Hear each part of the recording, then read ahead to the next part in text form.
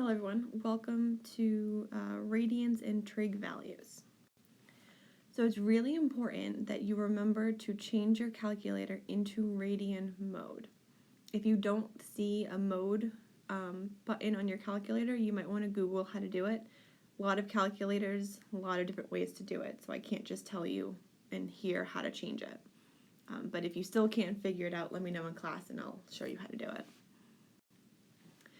So now, assuming your calculator is in radian mode, let's find the following.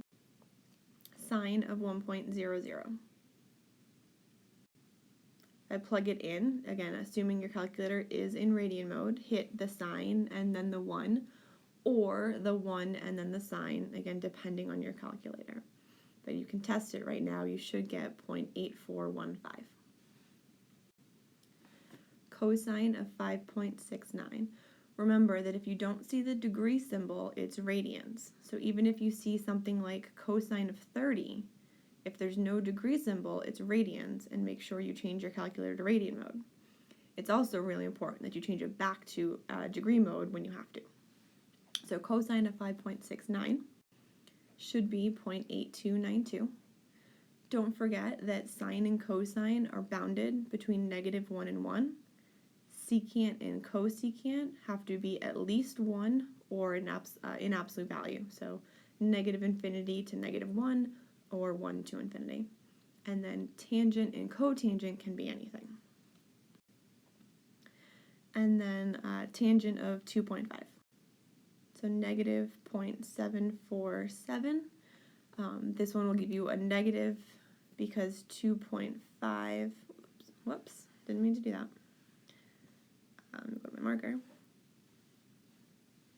2.5 is over in quadrant 2, somewhere around there. So the slope, remember tangent is slope, is negative, so it makes sense that tangent of 2.5 radians is negative. What about the other trig functions? So secant of 3. Remember, to plug that into your calculator, you're going to need to do 1 divided by cosine of 3. And then you should be getting -1.0101. And again, that's because you're no longer in quadrant 1. Cosecant of 0.54. You're going to plug in 1 divided by sine of 0.54 because cosecant is the reciprocal of sine. And you should be getting 1.9450. Cotangent tells us that I need to do 1 divided by tangent, it's reciprocal. So 1 over tangent of 6.23. And we should be getting 1.0014.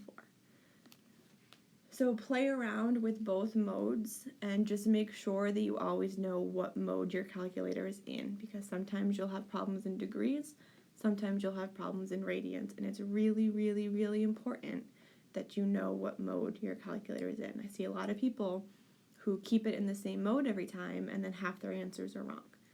And there's really little partial credit I can give you for that, because it's something really important that you need to know what mode your calculator is in. And also to make sure that your answer makes sense. Right? You always want to double check that too. So play around with it, try the homework, and let me know if you have any questions. Thanks.